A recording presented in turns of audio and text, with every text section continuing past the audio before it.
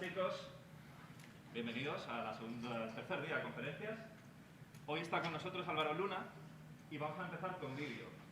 Sabéis que hace poco en OCT hemos empezado a trabajar a incluir poco a poco vídeo, porque aunque ya muchos años con nosotros el vídeo en el teatro y en nuestros espectáculos, desde hace unos 4, 5, 6 años está cogiendo mucho peso. Se han abaratado costes, es más fácil incluirlo y sobre todo empieza a haber muchos profesionales. Álvaro va a estar con nosotros y nos va a introducir en el mágico mundo del vídeo.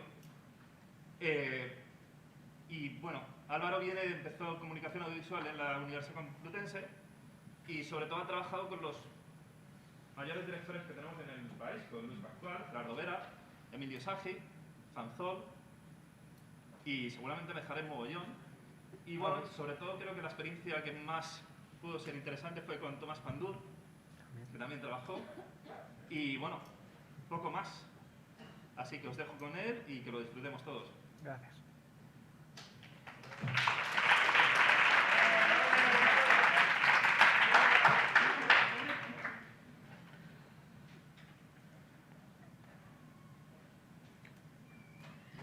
La videoescena está aquí para salvar el teatro.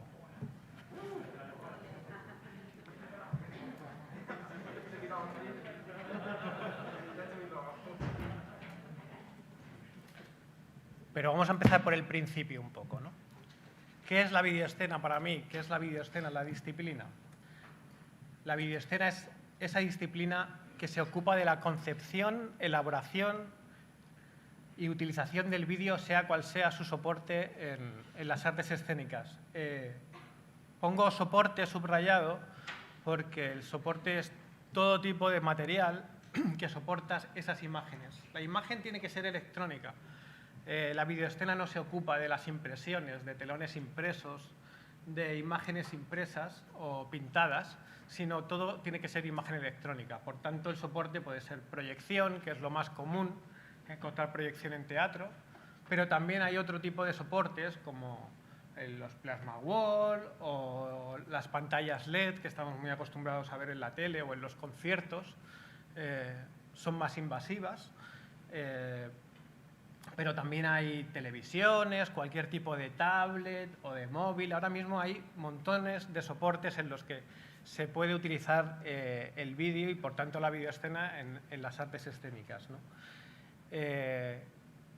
La videoescena parece que es algo moderno, parece que es algo que hace muy poco que está con nosotros, pero lleva un largo tiempo estando, ¿no? A mí siempre me gusta hablar de una fábula que interpela al origen del teatro, que además puso Robert Lepage en un día del teatro, en un escrito, que es el mito de la caverna, ¿no? O de Platón, o la fábula de la caverna, en la que unos humanos dentro de una caverna se juntaron a contar historias y con el fuego ayudaron a contar esa historia, con las sombras que generaba ese fuego, ¿no? Al empezar la historia, esas sombras expresaban quién era el opresor, quién era el oprimido, quién era el fuerte, quién era el débil, y por tanto le llegaba al espectador mucha más información de la que la palabra oral le podía dar, ¿no?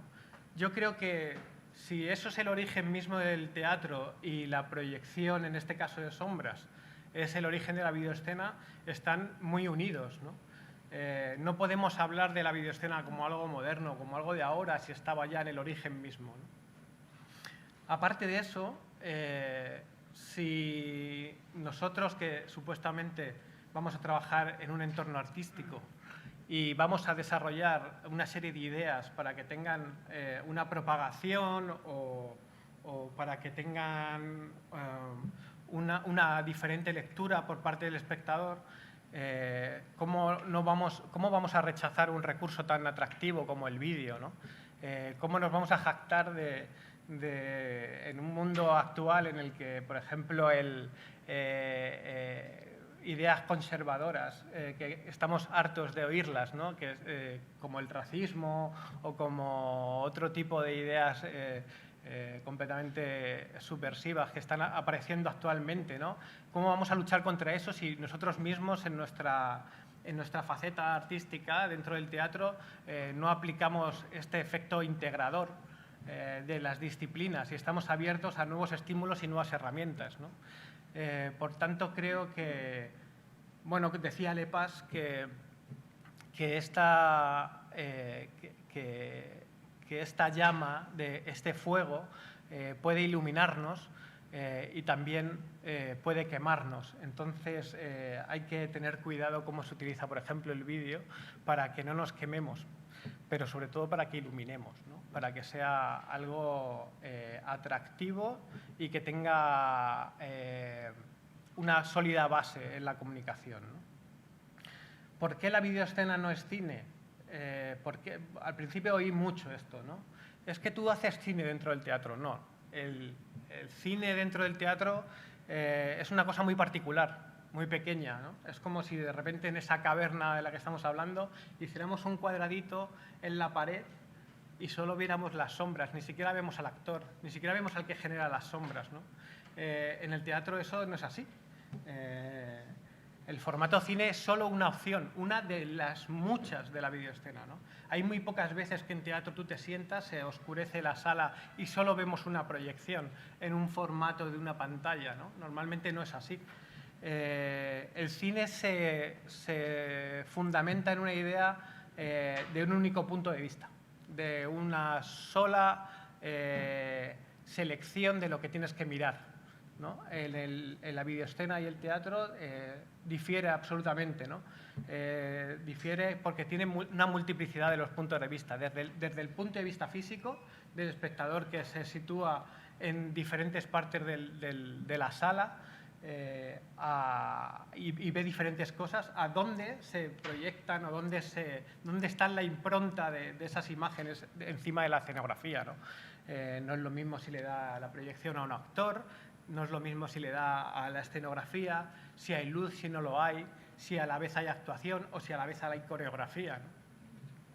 Por tanto, la multiplicidad de puntos de vista creo que es una de las características esenciales de la videoescena dentro del teatro y difiere muchísimo de la monovisión del cine, ¿no?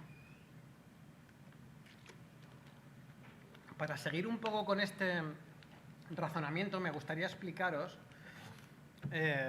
la sociedad panóptica, hablar un poco sobre lo panóptico, ¿no? Lo panóptico en un principio era una calidad arquitectónica, o sea, formaba parte de una forma de arquitectura, era una arquitectura carcelaria, en el que un punto en el medio tenía visión 360 grados de todo lo que ocurría alrededor. Ese punto en el medio solía ser el guardián, lógicamente, y todo lo que había alrededor eran los reclusos. Desde ese punto de vista se podía ver todo, desde el punto de vista de los reclusos no. Esta arquitectura carcelaria lo que hace, el panóptico lo que hace es que el efecto más importante es inducir en el detenido un estado consciente y permanente de visibilidad que garantizaría el funcionamiento automático del poder, sin que ese poder se esté ejerciendo de manera efectiva en cada momento, puesto que el prisionero no puede saber cuándo se le vigila y cuándo no. Es muy importante esto, ¿no? O sea, esta visión de control, ¿no? Es el fundamento del siglo XX. Las sociedades panópticas se fundamentan en el siglo XX con esa visión unidireccional desde un solo punto de vista, ¿no? Lo que hace es alienar al sujeto, ¿no? De alguna manera. Esto me da pie para enseñaros una obra. Creo que ayer estuvo Silvia de Marta aquí. Esta escenografía es de Silvia de Marta, un montaje de La Joven Compañía.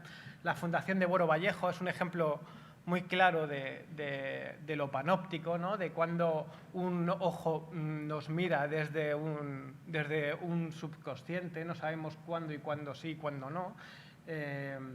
Utilizamos la videoescena para dar a entender esa sensación panóptica, de alguna manera, ¿no? de ese ojo que nos mira, como veis. Utilizamos diferentes cámaras mirilla en el espacio, en la escenografía, para desarrollar una sensación de irrealidad, porque como el personaje, el actor, no sabe que le están mirando, de alguna manera se puede comportar de una manera o de otra, teniendo un nivel de información muy básico. En este caso, ¿a quién le estamos dando un nivel de información mayor? al espectador. El espectador sabe mucho más que el actor y eso es uno de los fundamentos de la videoescena, ¿no? Creo que trabajar con los niveles de información es algo importantísimo. Si tú sabes más que el actor, si no estás en el mismo nivel de información, crearás un suspense que alentará a ponerte en el lugar, empatizar con él, ¿no? También sufrirás. Es un poco las reglas de Hitchcock. Cuando hay un tiempo determinado, ese niño que se sube a un tranvía con una bomba, pero tú lo sabes, pero el niño no. Empiezas a sufrir por el niño, ¿no? Empiezas a sufrir porque el niño tiene una bomba y va a explotar, tú sabes cuándo, pero él no. Pues esto es un poco lo mismo, ¿no? Tú tienes un montón de información que te está dando estas cámaras panópticas que el actor no sabe o no sabe al principio de la obra y después va conociendo, ¿no? Al principio jugamos con esa irrealidad de no saber, de estar al mismo nivel, porque tú como espectador intentas hacerte un mapa de alguna manera, ¿no? Intentas hacerte un mapa de lo que está pasando. Entonces tú ves a los actores hacer una cosa que no se corresponde con lo que estás viendo. Eso crea un conflicto en tu cabeza e intentas hacerte un mapa de lo que está pasando. Es como, no me entero, ¿no? Cuando estás ahí viendo una peli y estás diciendo, no me entero. Los americanos lo hacen muy bien porque como cada 8 minutos te hacen un resumen de la peli, pues no tienes que pensar nada. El cine es lo que tiene, no tienes que pensar demasiado. Ya te lo dan ellos mascarito, ¿no? En el teatro no. Estamos acostumbrados como espectadores en el teatro a tener digamos, un esfuerzo intelectual importante. Y eso es muy valorable, ¿no? Muy valorable porque estamos creando espectadores inteligentes de alguna manera, ¿no? Quedaros con eso, ¿no? Que lo mascarito que te lo da el cine, lo difícil que te lo pone desde los múltiples puntos de vista el teatro.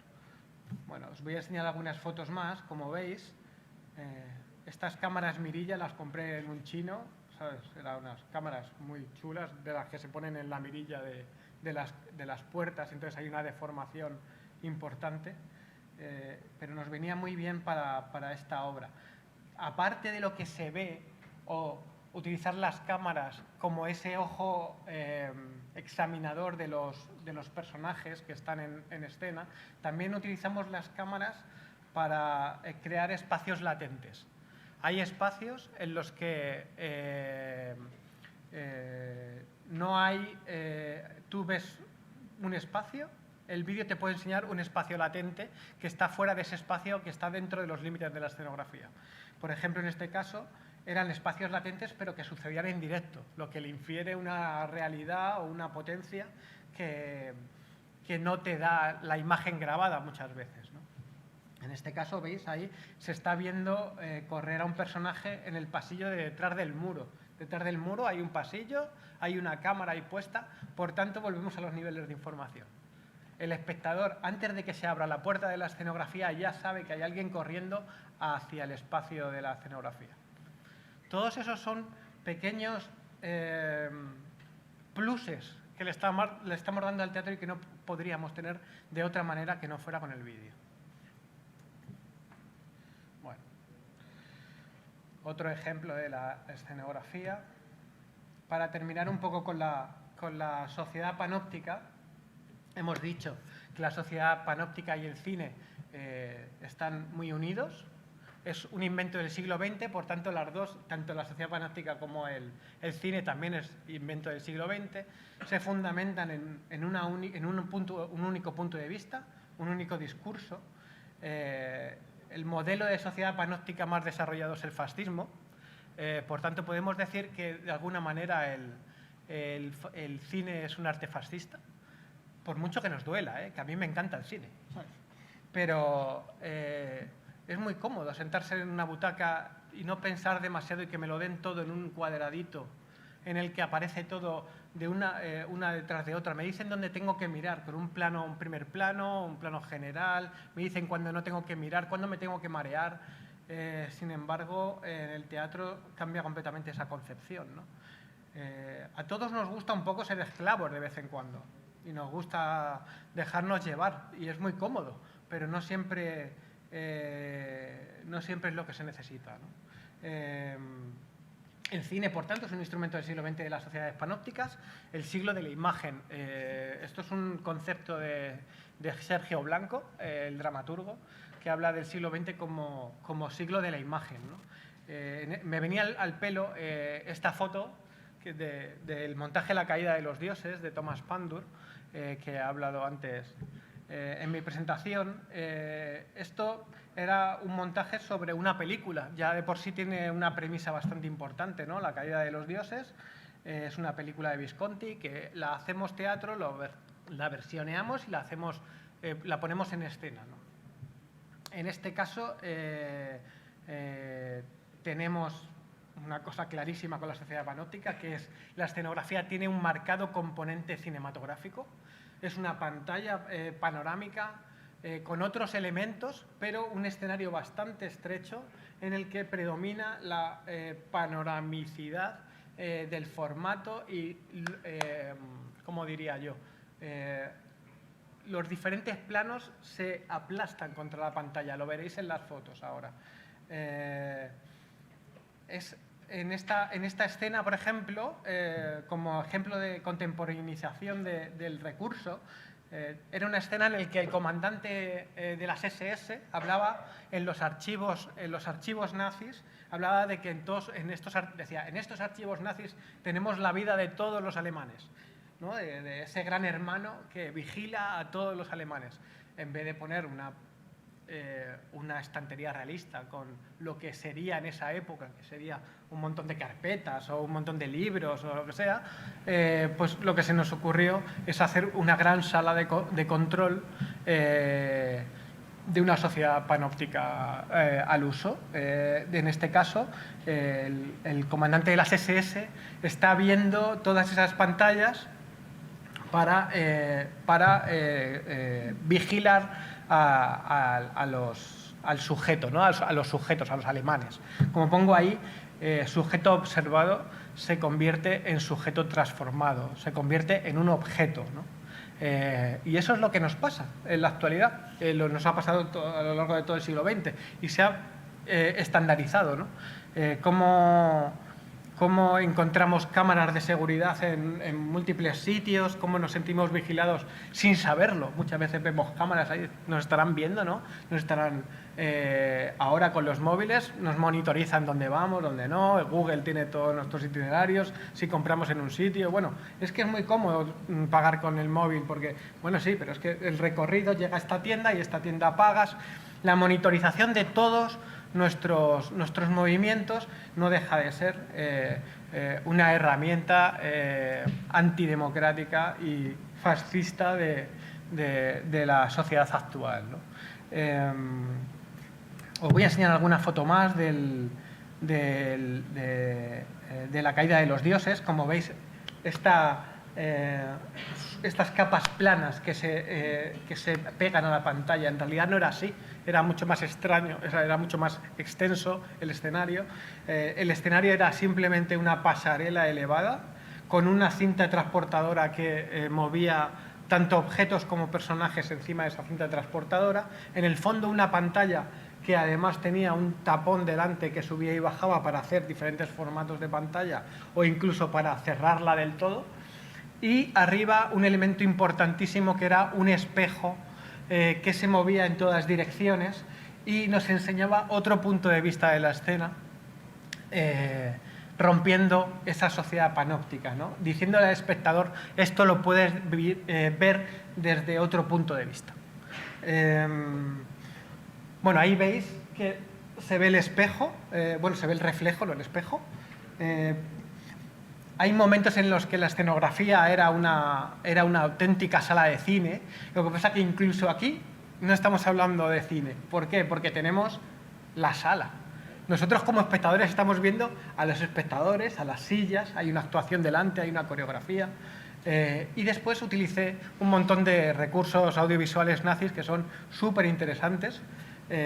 Como sabéis, fueron unos grandes creadores de propaganda y de imagen en movimiento y por tanto el material era valiosísimo, ¿no? Y me venía el pelo para utilizarlo. Como veis, bueno, diferentes imágenes. Aquí tenéis la imagen que os he puesto antes de la habitación de control. Cuando puse solo esta escena, porque aquí entra un poco la colaboración entre disciplinas, ¿no? Cuando llegamos a esta escena, yo puse todas las pantallitas.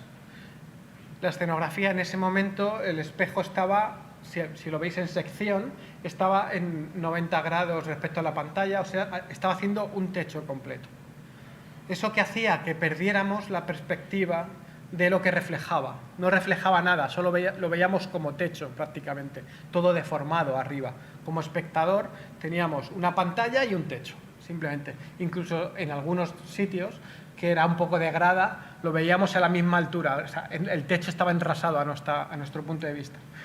¿Qué es lo que se me ocurrió para que resultara un poco más avasallador? Un poco más avasallador, poner el espejo en 45 grados. Al poner el espejo en 45 grados, las proyecciones de las teles se duplicaban en el espejo y según el punto de vista del espectador, lógicamente, pues tenía una visión u otra, pero aumentaban mucho el número de televisiones, encontrando realmente con un centro de control muy, ¿sabes?, con muy pocos recursos, viendo un gran centro de control, ¿sabes?, en un escenario, ¿no? Bueno, pues ahí lo tenéis. Cómo utilizar no solo el vídeo, sino las posibilidades escenográficas para llevar el punto de vista, o sea, lo que queremos contar o las dudas que queremos plantear al espectador. Esto es otra escenografía de Silvia. Bueno, la escenografía anterior la hizo Sven Jonke, del colectivo Numen, muy interesante. Si queréis investigar sobre ellos, no solo se dedican a la escenografía, se dedican a la instalación, a la instalación artística, a la escultura, hacen muchísimas cosas, al diseño industrial incluso hacen. Las sillas estaban diseñadas por ellos, del montaje. Es muy interesante. Y teníamos un gran equipo, ¿no? Teníamos a Juan Gómez Cornejo de la iluminación, que siempre es mi mejor socio, y después un equipo multicultural. Teníamos a esloveno, al vestuarista serbia, era como una pequeña torre de Babel, la verdad. Trabajar en equipos internacionales es muy interesante porque no te quedas en lo que ya sabes, en lo que ya has visto, en este tipo de endogamia teatral que suelen pasar en todas partes, ¿no? En este caso es una escenografía de Silvia de Marta, es un ejemplo más de lo que os estoy contando, es la Edad de la Ira. En este caso proyectamos sobre cristal, es muy complicado proyectar sobre elementos brillantes o elementos satinados. Bueno, tiene muchísima dificultad. Aquí hicimos millones de pruebas, millones de pruebas baratísimas. O sea, no os penséis que esto es el I+D de Acciona, no, esto es ir a Resopal y comprar un montón de plásticos y pegarlos al cristal a ver si así coge más la proyección o menos.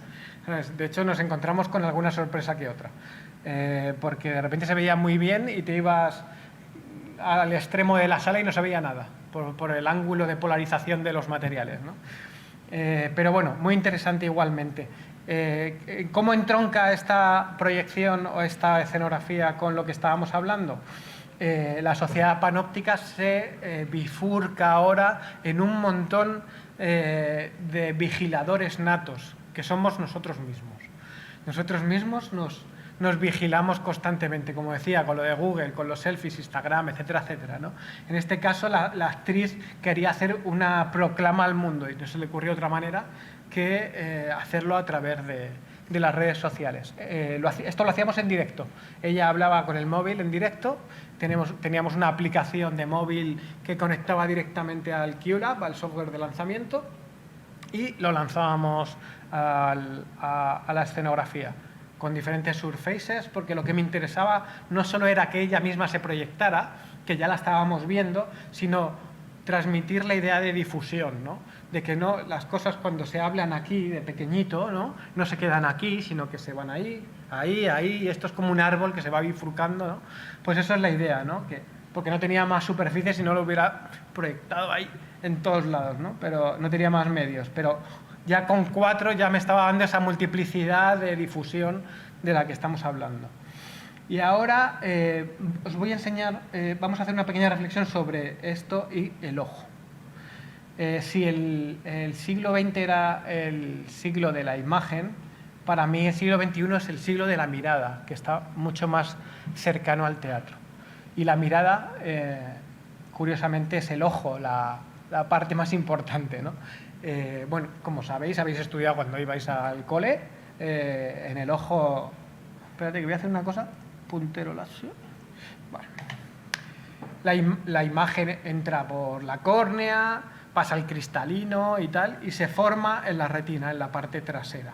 Esto es otra reflexión de Sergio Blanco, del dramaturgo. Él puso dos imágenes, estaba estudiando sobre la mirada, sobre el ojo y sobre la fisiología, y tenía dos imágenes puestas encima de la mesa, que era un antiguo teatro griego y un ojo. Cuando se encontró con esto, al girar la imagen del teatro, se encontró que tenía una disposición muy parecida a la del ojo. En este caso, la imagen se forma de igual manera.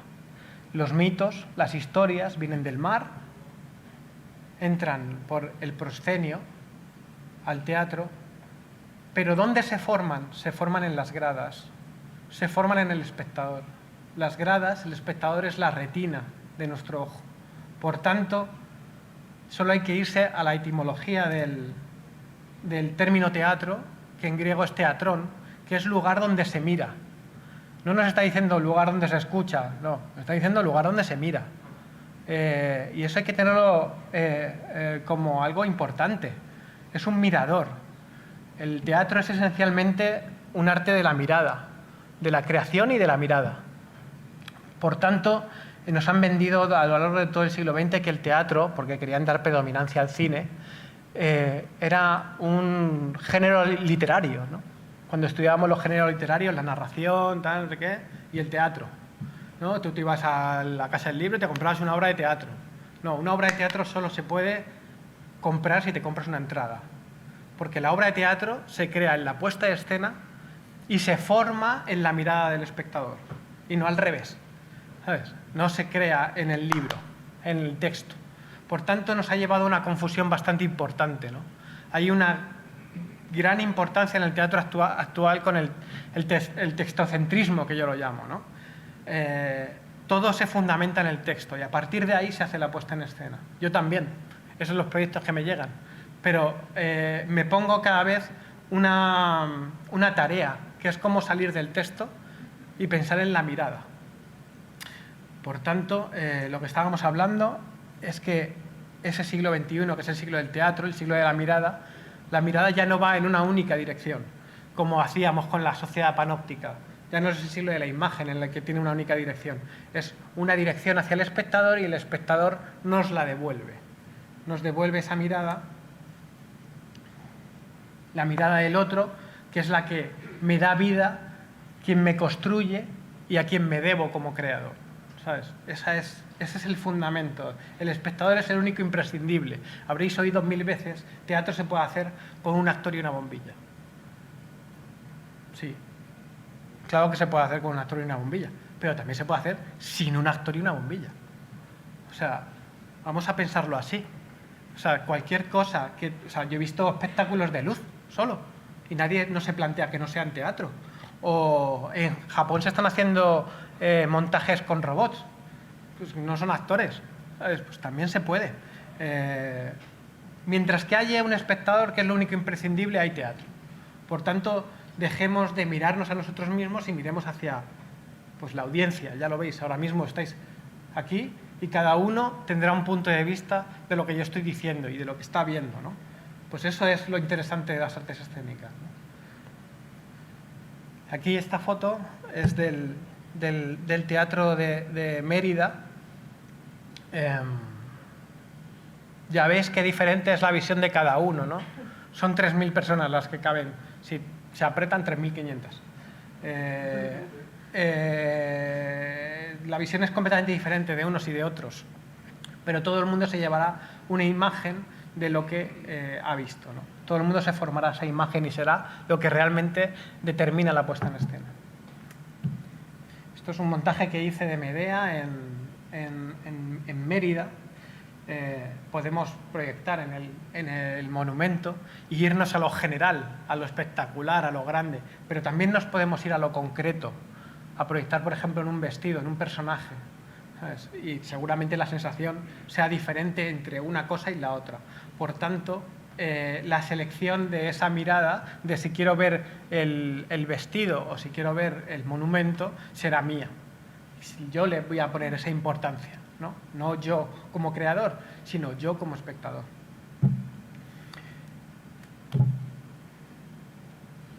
¿Cuál es el objetivo de la videoescena, por tanto?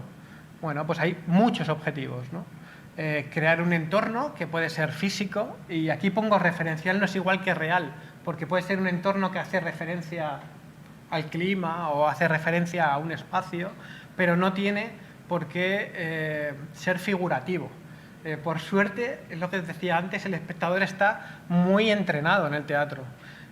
Lo que en el cine sería cine experimental, y sigue siéndolo, que es sorprendente después de todo un siglo, en el teatro nadie habla de es que era teatro experimental, porque proyectaron como una textura y tal. No, ¿sabes? La gente lo asume con una facilidad pasmosa.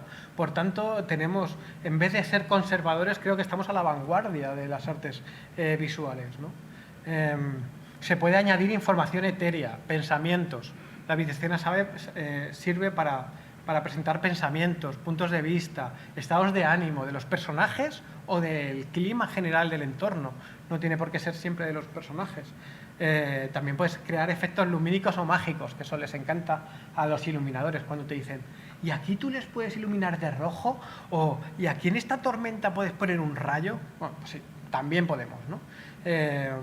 Podemos utilizarlo como vehículo emocional, y los directores, y eso está muy bien, cada vez se están olvidando más del entorno físico, de utilizarlo como escenografía, el vídeo, y utilizarlo como puntal en el conflicto dramatúrgico. Cómo hacer avanzar ese conflicto dramatúrgico, muchas veces con transiciones, con lo que hablábamos antes de los espacios latentes. De esta manera estás haciendo que el conflicto siga avanzando, y el vídeo es una gran herramienta para hacer eso.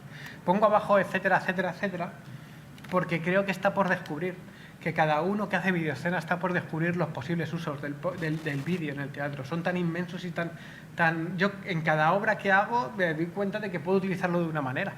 O sea, es tan múltiple, tan diverso, que es todo tan válido. O sea, no os digan que no se puede proyectar.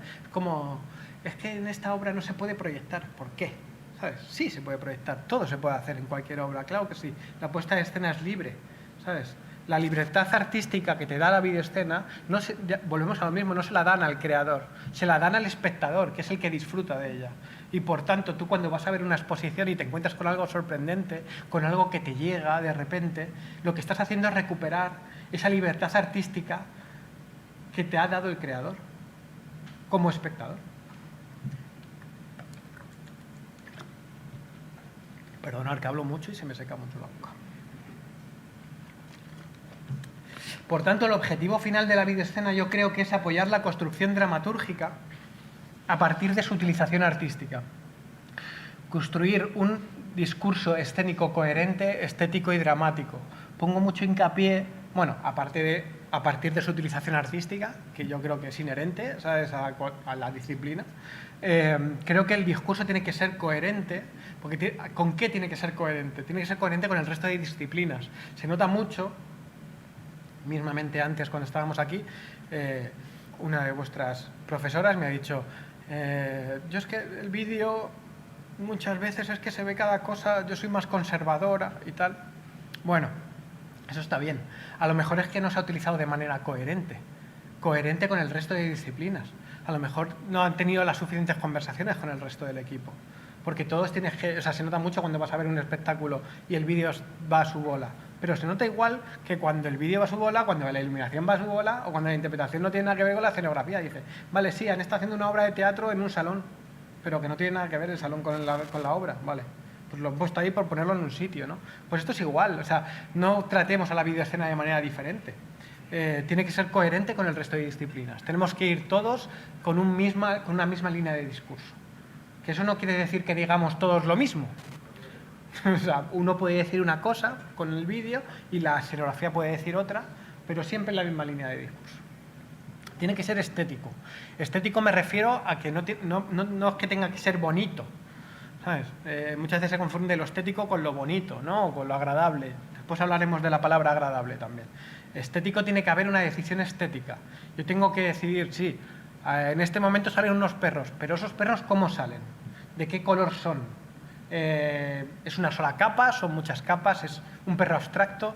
¿Es un perro completamente realista? ¿Están a escala normal o están a una escala completamente sobredimensionada? Todos esos son decisiones estéticas que hay que tomar para tener el discurso, ¿no? Y dramático, pues lógicamente dramático tiene que ser. Tenemos que estar contando la historia que queremos contar y de ahí no nos podemos salir. Uno de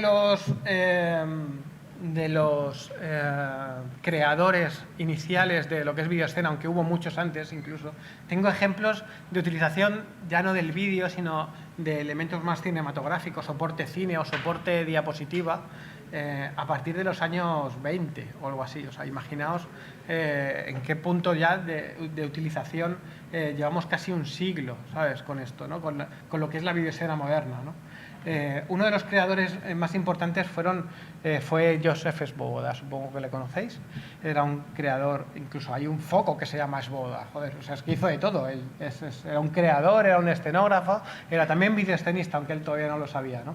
Él valoraba un espacio que por su capacidad para ser transitado y transformado con rapidez pudiera exaltar la intensificación del significado y las posibilidades expresivas de un espectáculo. Bueno, va en la línea de lo que estamos hablando. Si podemos exaltar un significado con una herramienta que tenemos a mano, pues vamos a utilizarlo. En este caso todavía estaba hablando solo de escenografía, ni siquiera estaba hablando de vídeo, pero él pensaba que el vídeo era un componente más de la escenografía. Él lo trataba como un elemento más de la escenografía, ¿no?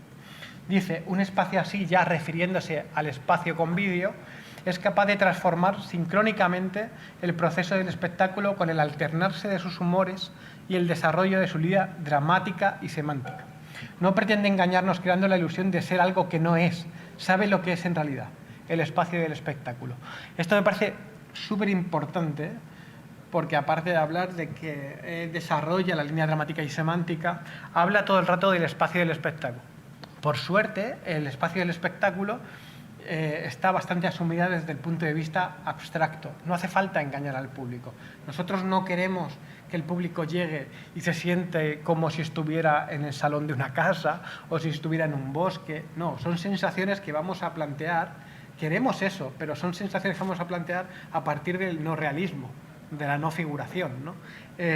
¿Por qué? Porque el espectador ya cuando se sienta, al contrario que en el cine, que espera ver algo realístico, ¿no? Algo completamente realista, el espectador cuando se sienta está acostumbrado a saber que eso es el espacio del espectáculo y allí puede ocurrir cualquier cosa, ¿no? Eso da una calidad y una libertad muy importante. Bueno, Svoboda hizo muchísimas obras con audiovisual, con vídeo. Progresó muchísimo en muy poco tiempo. Por ejemplo, este montaje se llamaba Su Día, de 1959, veis que es súper contemporáneo y es uno de los primeros que utilizó imagen en movimiento. Eran pantallas que se movían a la vez que se proyectaba. Como todavía no podían recortar en las pantallas y hacer surfaces, que ahora estamos tan acostumbrados a tirar de las esquinas y hacer una superficie aquí de proyección, otra superficie aquí.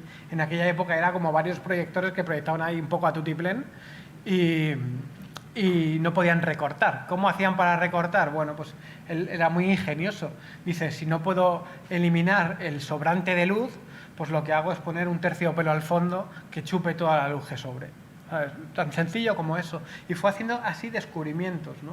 Cuando de repente salió la actriz vestida de negro y puso un foco y la proyección no se veía nada, dijo, ¿cómo hacemos para darle menos luz? Dale menos luz, dale menos luz, dale menos luz. Cuando le dio muy poca luz, decía, claro, es que no se la ve. Para ver la proyección tengo que tener tan poca luz que no se la vea la actriz y eso no me interesa. ¿Qué puedo hacer? Bueno, vamos a vestirla de blanco.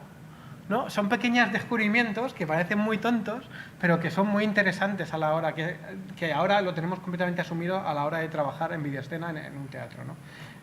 Bueno, os enseño alguna foto más.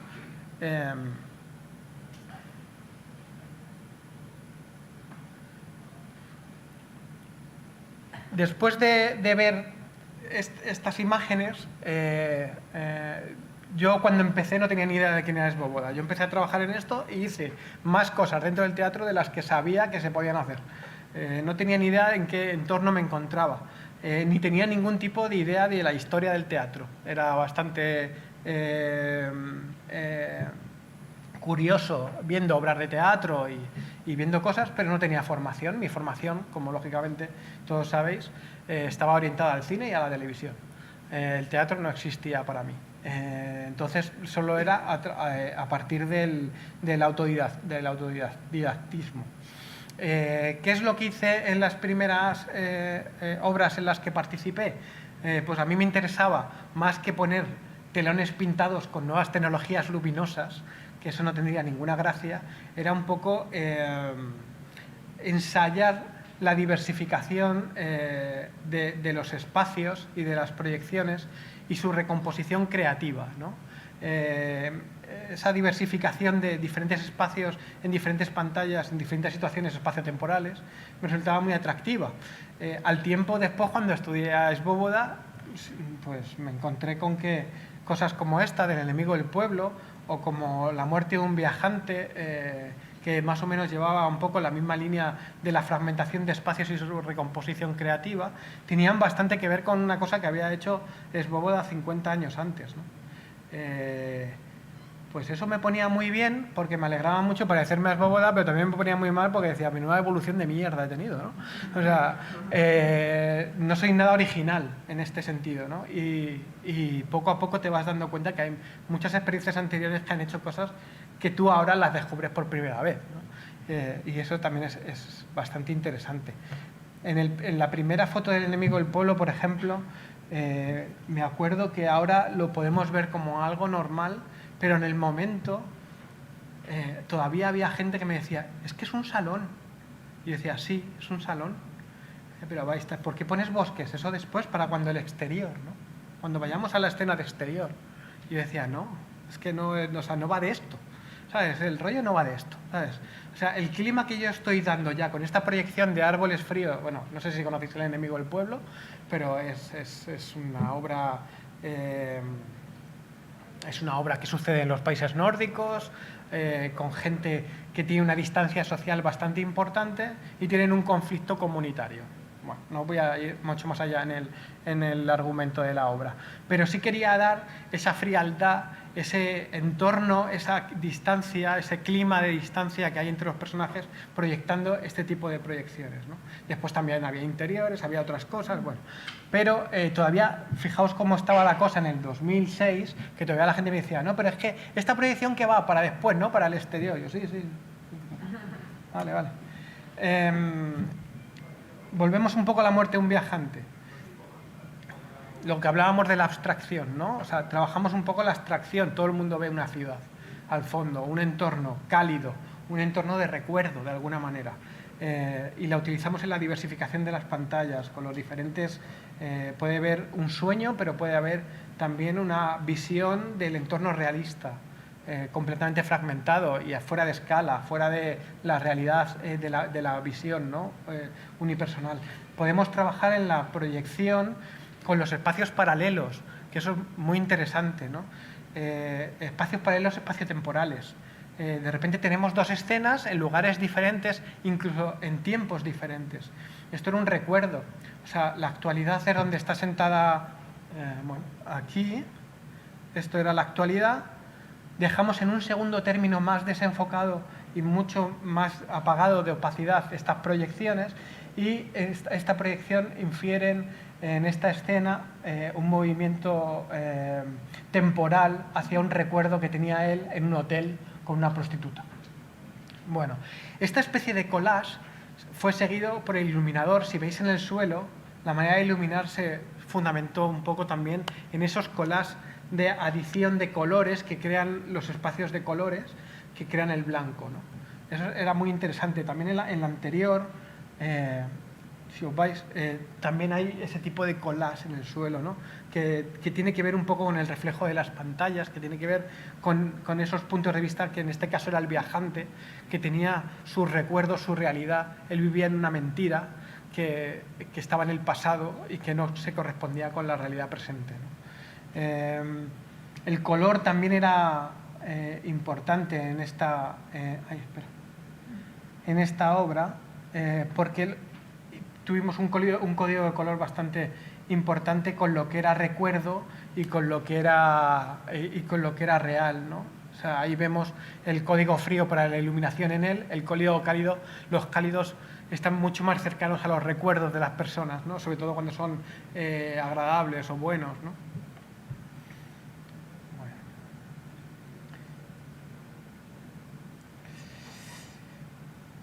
Y aquí, en una misma escena, esto era el inicio de la obra, tenemos, por ejemplo, 3 maneras de utilizar la proyección en La muerte de un viajante, con una manera, digamos, realista de continuación del espacio escenográfico, que es la del centro, que incluso, si os fijáis, el palo de teléfono primero es físico, el segundo es proyección. Creamos ese trampantojo, pero no perdemos, aparte de la situación espacial, que es cerca de Nueva York, no perdemos la metáfora, ¿no? La carretera que va hacia la libertad, ¿no? La utilización de símbolos es importante, a mí me gusta mucho la utilización de símbolos en el teatro, porque es muy fácil de comunicar rápidamente, ¿no? Tenemos una serie de convenciones como sociedad que podemos utilizar de una manera rápida, ¿no? En este caso, la Estatua de Libertad era una metáfora bastante clara. A la derecha proyectaba la historia particular del viajante, la historia particular de ese viajante que viaja por los caminos de Estados Unidos solo, con su coche, muchas horas, que se distancia de su familia, con unos sueños y con una dirección muy clara en personal, ¿no? Una dirección clara personal que está marcada por el capitalismo, que es la tercera pantalla, que la tercera pantalla era un vídeo de propaganda americano. Hubo una época que en la biblioteca del Congreso, en el Smithsonian o algo así, pusieron todos los vídeos de propaganda, todos los vídeos de manera pública, y podías escribirles y te lo mandaban. En esta época todavía era DVD. Entonces les escribías, les pagabas el envío y tal. Entonces me mandaron varios DVDs de propaganda americana que eran muy graciosos, que eran esos vídeos con voz en off de el americano se levanta por las mañanas y va a trabajar y por la noche recoge su cheque y besa a sus hijos y en una familia feliz en los suburbios de Nueva York. Pues un poco era, ¿sabes?, el sueño, esos vídeos de sueño, de propaganda americana, me parecían súper interesantes. Utilizar el documento real para utilizarlo al principio de la obra, que no dejaba de ser la obra del viajante, ¿no? Fijaos todas las cosas que estamos haciendo con el vídeo. Todavía tratamos al vídeo entonces como un intruso, cuando no debería serlo, como debería ser una cosa completamente integradora. De hecho, yo lo veo así. ¿Por qué lo veo así? Porque me hace mucha gracia, porque a veces hablas con iluminadores y entonces que hablan del vídeo desde el punto de vista de la iluminación. ¿No? Ellos lo tratan como un foco más, como un foco con el que se puede iluminar, ¿no? Pero también hay escenógrafos que lo tratan como escenografía, para crear espacios, ¿no? Sin embargo, el director te va a decir lo que hablábamos antes, que lo van a utilizar para la creación, para hacer avanzar el conflicto dramatúrgico, ¿no? 3 utilizaciones diferentes, en 3 disciplinas diferentes. A lo mejor no es tan intruso, ¿no? A lo mejor lo que es más transversal que intruso, ¿no? Es transversal en todas las disciplinas. Se puede utilizar en una disciplina, en otra, y por eso la suerte de ser videoescenista. O sea, yo me siento muy orgulloso de serlo porque me divierto mucho, porque la videoescena yo la veo como un elemento aglutinador de intereses, ¿no? El interés del iluminador, del interés del director, del interés del escenógrafo, del interés del coreógrafo, ¿no? O sea, ahí está la videoescena como intruso transversal, digamos, ¿no? Que me hace mucha gracia utilizar la palabra intruso de una manera satírica. ¿Qué es lo que están haciendo en el fondo todos estos diseñadores en sus diferentes disciplinas están en una búsqueda, que es el título de la conferencia, en una búsqueda de la visualidad. Están intentando que esa visualidad llegue al espectador. ¿Por qué digo la visualidad llega al espectador? Porque entronca directamente con lo que acabamos de hablar, de que el espectador es el que crea la imagen de la puesta en escena, ¿no? La visualidad, según la RAE, es el efecto agradable que produce el conjunto de objetos vistosos. Quitándole el primer significado a la palabra agradable, que todos pensamos que es algo, pues como decíamos, estético, bonito, agradable, pues agradable, ¿no? Gustoso, tal, no sé qué. Todos tenemos muchos gustos y nos encanta a lo mejor ver películas de zombies, ¿sabes? Y no son muy agradables. Bueno, pues hablemos de ese agradable, ¿no? De lo que nos produce placer. No siempre es algo bonito, ¿no? Pues efecto, yo lo diría más como efecto placentero que produce el conjunto de objetos vistosos, ¿no? ¿A quién le produce ese efecto? Al espectador, que es lo que estábamos hablando antes, ¿no? El siglo de la mirada. Por tanto, es verdad, la videoescena no está aquí para salvar el teatro. Me he equivocado al principio. Lo que está aquí para salvar el teatro es la visualidad. La visualidad está aquí para salvar el teatro, ¿sabes? Esa visualidad que todas las disciplinas van a buscar. Esa visualidad que van a buscar transmitir con una mirada concreta a un espectador diverso, no concreto, que cada uno creará en la puesta en escena y confluirá, ¿sabes?, en sus propios intereses, que cada uno tiene su vida y cada uno tiene sus ideas. Entonces, creará su propia puesta en escena. Entonces, creo que es importante que busquemos esa visualidad, que nos olvidemos un poco del texto y que busquemos el arte de la mirada, que está en el origen mismo del teatro. Bueno, para terminar toda esta discusión, me gustaría poner una frase de Svoboda que me da mucho pie para todo esto. Dice, con el poliecrán, que era poliecrán él lo llamaba esta disposición de pantallas divididas o que se movían, etcétera. Dice, podemos transferir la realidad de forma poética y hacer de la poesía realidad. Puede comunicar como un actor y por eso mismo es una estrategia convincente y mucho más teatral que cualquier otro tipo de escenografía. Bien, demos el poder que tiene a las diferentes disciplinas. Pongámonos al nivel del actor, ¿sabes? Tengamos también cuidado, porque muchas veces nos escudamos en eso. Bueno, es que yo solo hago la luz, yo solo hago el vídeo. No nos escudemos, seamos valientes y pongámonos al nivel del actor, que está muy expuesto. El actor es el más expuesto, porque en directo está el espectador escrutándole, ¿no? ¿Sabes? El del vídeo hace el vídeo y después se va. Yo estreno y me piro, ¿sabes? No sea que venga el espectador a decir la mierda que he hecho, ¿no? Pero el actor tiene que estar ahí. Bueno, pues seamos valientes para defenderlo, ¿no? Para estar ahí también como el actor, ¿no? Pongámonos al mismo nivel pensando que cualquier cosa que pueda hacer, como dice Svoboda, que puede hacer el vídeo, puede comunicar igual o más que el actor. Y esto no es una competencia de jerarquías. Esto no es un yo valgo más porque tú vales menos, sino esto es una democratización del aspecto creativo, de la creación de la puesta en escena. Por tanto, creo que es importante darle a esta creación grupal la importancia que tiene, ¿sabes? En la actualidad en la que estamos metidos en una individualidad bastante grande, ¿no? Para terminar con este primer bloque, vamos a empezar con un segundo bloque hablando de las fases un poco del trabajo del videoescenista, de cómo yo trabajo en las diferentes fases de mi trabajo. Y os voy a ir poniendo ejemplos de diferentes obras y sobre todo voy a intentar entroncarlas todas en Macbeth, que es una obra que hice en otoño, en este otoño, Macbeth, en el María Guerrero, con Alfredo Sanzol de director. Era una obra que iba a hacer Gerardo Vera. Gerardo Vera para mí fue un maestro, fue una persona que me ayudó a potenciar pues lo que no sabía que tenía dentro, de alguna manera, a crear una carrera. Me dio la libertad para poder hacerlo y me puso en discusión en otras muchas cosas que me hizo también crecer, ¿no? Gerardo Vera murió, no pudo llevar a cabo el proyecto Macbeth y se hizo cargo de él Alfredo Sanzol, que es el actual director del Centro Dramático Nacional y que fue durante algunos años ayudante de dirección de Gerardo. Mantuvo el mismo equipo que con Gerardo, pero lo dirigió él.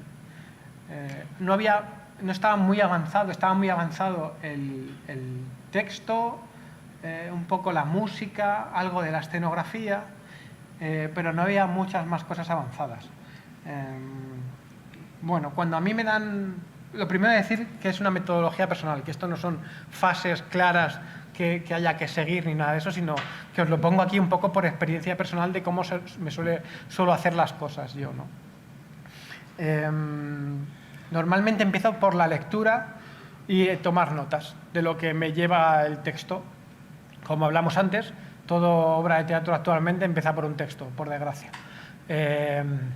Entonces me dan el texto, yo lo leo y empiezo a tomar notas de lo que a mí me llama la atención sin hablar todavía con nadie. Hay en otras ocasiones, sobre todo en las veces que hago danza, por ejemplo con Araca la danza, con Enrique Cabrera, que empezamos con conceptos. Empezamos a lo mejor con un tema, que puede ser Magritte o Leonardo da Vinci, y empezamos a desarrollar conceptos a partir de ahí. Como no tenemos texto, nos tenemos que agarrar de otras cosas. En este caso, pues, del Macbeth empezamos con el texto. Y empezamos la preproducción. Empiezan las conversaciones con el equipo, con el director y la elección de materiales artísticos y técnicos. En el Macbeth era una cosa especial porque, como os he dicho, Gerardo Vera murió. Y yo me centré en este dibujo que hizo él, que es el único dibujo que hizo que tenía cierto carácter videoescénico, digamos, ¿no? Bueno, veis que pone suelo y abajo pone branches trails o blood trails. Bueno, pues surcos de sangre o ríos de sangre. Bueno, esta cosa, ¿no? Esto es lo que a mí me llegó por primera vez. Como era lo único que tenía, pues me agarré a eso. Para que os hagáis una idea de cómo eso se puede llevar a cabo. Pues esta es una de las fotos de la puesta en escena del Macbeth. Ahora os contaré cómo era la escenografía, cómo era la implantación, etc. Pero os quiero hablar de más cosas. Aparte, las conversaciones con el director es lo primero normalmente. A mí me gustaba mucho Gerardo porque normalmente no me hablaba de nada de piezas, ni de vídeos, ni nada. Él normalmente me ponía música, curiosamente. Me ponía música y si acaso me enseñaba alguna imagen fija, como, mira, esto es Macbeth, ¿no? Y me enseñaba, pues en este caso tenía esta. Otras veces no era un dibujo, era una foto de publicidad, o era una pequeña secuencia de cine, un plano de cine, ¿sabes? Bueno, eran como estímulos que me hacían, de alguna manera, imaginar, ¿no? Fomentaban un poco mi imaginación. Aparte de las conversaciones con el director, también hay que tener en cuenta las conversaciones con el escenógrafo. Bueno, ayer viendo la charla de Silvia de Marta vi que había hecho referencia a punk rock. No tenía pensado ponerlo, pero ya que hizo referencia, pues lo he metido. Ella hizo una escenografía y después yo dije, pues vamos a proyectar en toda la escenografía. Y, pues, ¿entonces qué hago? Digo, bueno, si puedes utilizar menos contrastes y tal, entonces la puso más en tonos grises y proyectamos tanto en el suelo como en las paredes y hubo algunos elementos que proyectamos sobre ellos, pero que en un principio eran imposibles de proyectar, como por ejemplo esta zona de aquí, que era una ventana,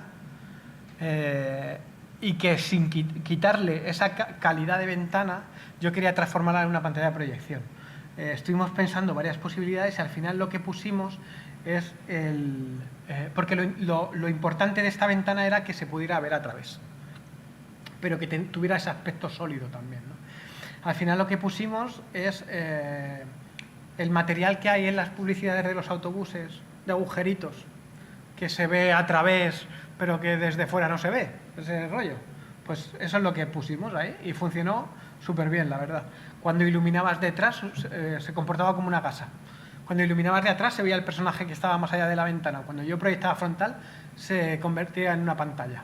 Así que me vino muy bien. Y en esta parte derecha, que veis aquí abajo, detrás de la otra foto, era una cortina de estas que se mueven así. Pues simplemente lo que hice es buscar un poco el ángulo que me viniera bien. Siempre buscando que los objetos que ha puesto ahí el escenógrafo, a menos que sea imposible, no modificarlos lo máximo posible, ¿sabes? Porque estamos hablando del trabajo en equipo. Yo no quiero una pantalla ahí, quiero una ventana proyectable. O sea, vamos a respetar el trabajo del otro para transformarlo y equipararlo para el nuestro, ¿no? Tanto es así que utilicé incluso la mesa, la utilicé también como soporte de proyección en un momento determinado. Bueno. Todo es proyectable. Con estas conversaciones con escenografía lo que se busca es buscar materiales que sean útiles para los dos. Hay veces que ya está definida la escenografía, como en este caso, que ya tenía una idea muy clara que tenía que ser un aula y tal, no sé qué, y entró en ese punto cuando ya más o menos está definido el espacio. Hay otros en los que todavía no está definido el espacio, que todavía estamos por definirlo.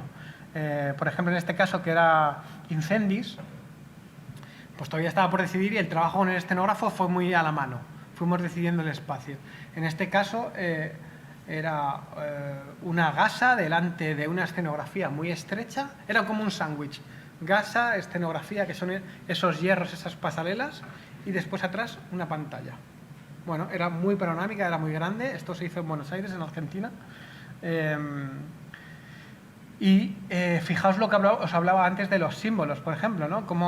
Cómo trabaja simplemente un panel de aeropuerto puesto ahí encima. Lógicamente nunca estaría así, ni sería así, pero el espectador lo toma como algo claro, ¿no? Están en un aeropuerto, ¿dónde va a ir? Esos rótulos del panel se mueven constantemente y por tanto nos infieren una urgencia también de que tiene que llegar al avión. Ella va hablando por teléfono. Bueno, esto es juego de luz, escenografía y videoescena. Si se combinan esas tres cosas salen cosas muy interesantes, como veis, ¿no? En la búsqueda de materiales, que yo siempre intento hablar antes con los escenógrafos, en esa búsqueda de materiales, por ejemplo, en este caso, el director quería esto era los hermanos Karamazov. El director quería como una especie de puerta de matadero. La pusimos, no funcionaba nada con la proyección, empezamos a trezarla. Uy, pues parece que funciona algo más. Hasta que veis el resultado era muy bueno. Otra vez utilizando pequeños símbolos. Esto era un único escenario, se movían los paneles y tal, pero siempre veías una casa. No es una casa, veías un habitáculo arquitectónico, de alguna manera. ¿Cómo convertir ese habitáculo? Pues, por ejemplo, proyectando esta cruz ortodoxa y con esos proyectores de luz de Juan Gómez Cornejo en el suelo, esos gobos en el suelo, estamos creando una vidriera y por tanto ya estamos hablando no solo de que estamos en una iglesia, sino estamos en un entorno sagrado, en un entorno diferente al que veníamos anteriormente, etcétera, etcétera. Y nos da igual que la parte de detrás de la iglesia sea una cortina de matadero. O sea, fijaos hasta dónde llega la abstracción, ¿no? de una cosa tan tonta, ¿no? Cuando Juan Gómez Cornejo iluminó el panorama que había detrás de esa puerta, se dio cuenta que salía toda esta suciedad, que era toda la mierda que le habíamos metido al atrezar la cortina para que pudiera soportar la proyección, y jugó a favor porque nos interesaba más esa textura que la textura limpia de la propia cortina. Por tanto, no solo en el proceso hay que elegir bien, sino que muchas veces los descubrimientos son realmente interesantes, porque hay cosas que descubres sin querer llegar a ellas, porque nunca las has hecho, ¿no? Entonces, no os quitéis ese punto de experimentación que siempre es un motor para seguir adelante, ¿no? Otro ejemplo de material que condicionó absolutamente la puesta en escena. Esto era un Amuno, vencerás pero no convencerás, lo hicimos en la Abadía con José Luis Gómez. El escenógrafo era el escenógrafo de Le Paz. Ay, se me olvidó el nombre ahora mismo. Bueno, el iluminador era Felipe Ramos y lo que hicimos era crear un personaje virtual. Pongo ahí arriba la videoescena como origen dramatúrgico porque fue un proceso muy gracioso. Esto era un efecto que iba a aparecer al principio de la obra. En un momento determinado salía un actor que se vestía de Unamuno, pero era un actor, se miraba al espejo y de repente se le aparecía la figura de Unamuno. Esa figura de Unamuno tenía que tener de alguna manera un envoltorio mágico, algo sorprendente, ¿no? Que fuera como un reflejo realmente. El espejo mágico, el espejo espía, era el mejor material para hacer esto. La tecnología del espejo espía, bueno, es muy largo de contar, eso si tenemos otra ocasión ya hablaremos de ello, si tengo otra ocasión de coincidir con vosotros, pero veis que da en este caso un realismo brutal, que era lo que necesitábamos, ¿no? Un realismo brutal entre el personaje real y el personaje proyectado, que no dejaba de ser igual de real, ¿no? Este era el actor, este era el personaje proyectado. ¿Por qué no son exactamente iguales? Como veis, la diferencia es el color.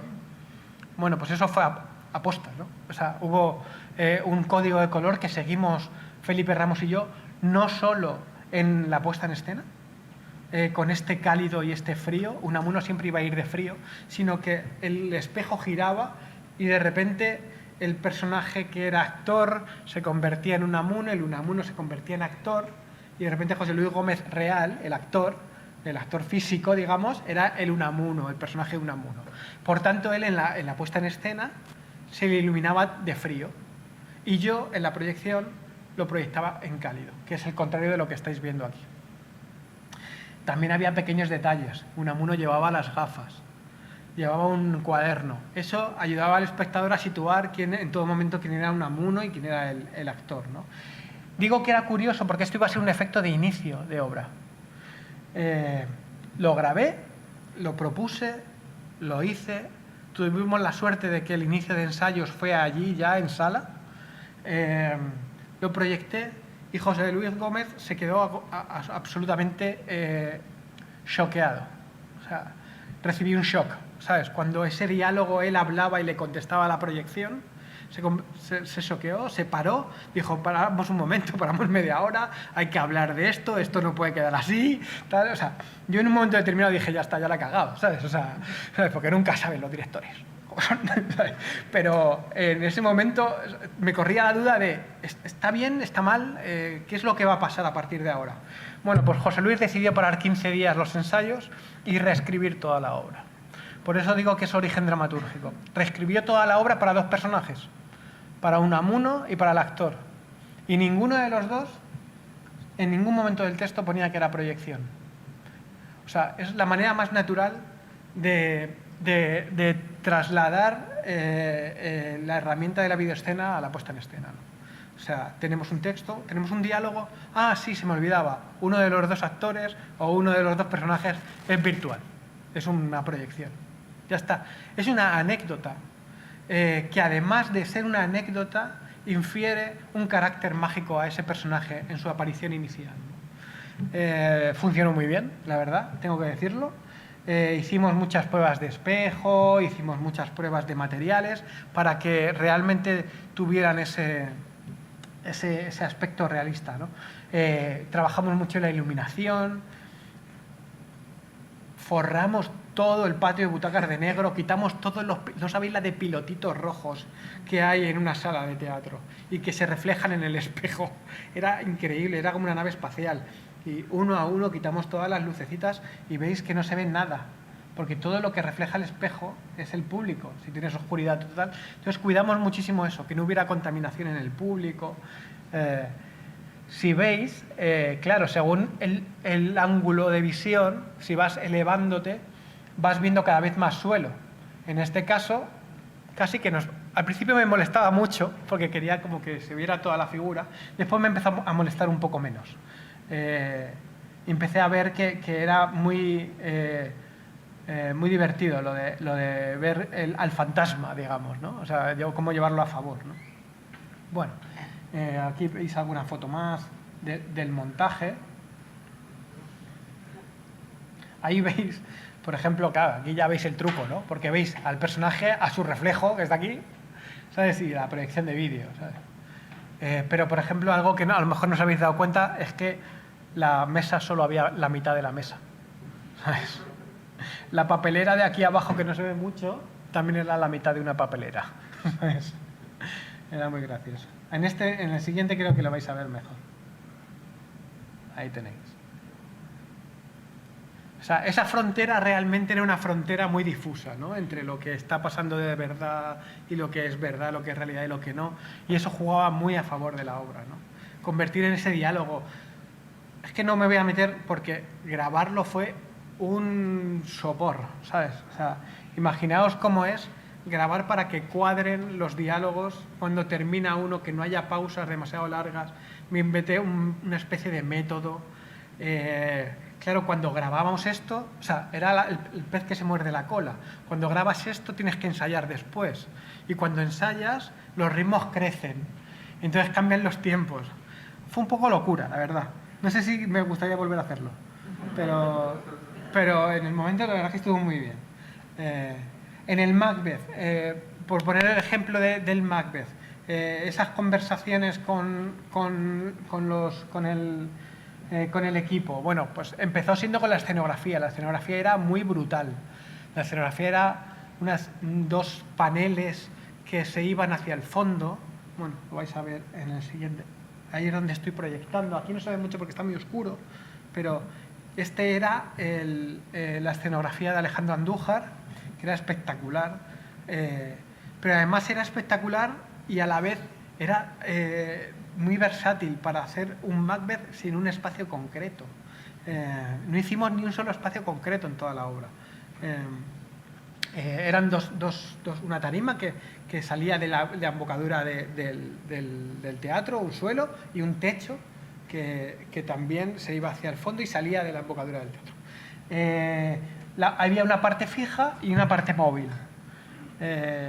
Bueno, todo esto son cosas que yo me voy apuntando. Me lo iba contando y yo iba apuntando. Y yo iba diciendo, vale, pero... Y veo que son tablillas. ¿Y cuánta separación hay entre las tablillas? ¿Qué color va a tener? ¿Cómo se ponen? Yo pensando ya en la colocación de los proyectores. ¿Dónde voy a poner los proyectores? ¿Dónde voy a poner el proyector? Todo esto son cosas que hay que hablar muy previamente con todo el mundo para que no haya después problemas de llegues a la hora del montaje y ay, pues parece que no entra, ¿no? Coger los planos, mirar el tiro del proyector, mirar los movimientos. Tener mucha previsión en ese sentido. En este caso yo estaba muy preocupado por la calidad del material, porque me dijo que era madera. Yo pensaba que iba a ser una madera neutra, porque a él le gusta trabajar mucho con maderas tipo haya o abedul, muy neutras, con muy poca beta, pero se desmarcó con una superficie casi granate brillante. Y yo casi me muero cuando veo esto. Ya lo sabía, ¿eh? Y él lo defendió a muerte. Y tengo que decir que intenté por todos los medios que no fuera así, pero él lo defendió a muerte y me parecía una decisión muy acertada. Yo tenía dudas y no quería pillarme los dedos, era un montaje muy importante para mí. Cuando empecé ya a asumir que iba a ser así, intenté que hubiera cierta pátina dentro de la madera para que hubiera más soporte de proyección, ¿no? Para que no hubiera brillos que difractaran la luz. Y eso simplemente con el caminar de los actores encima de la escenografía se fue creando una pátina mate.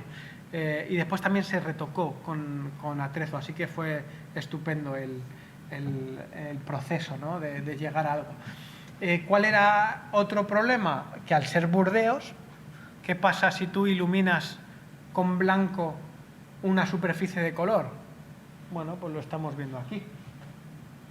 Si tú iluminas con blanco una superficie azul, se ve azul.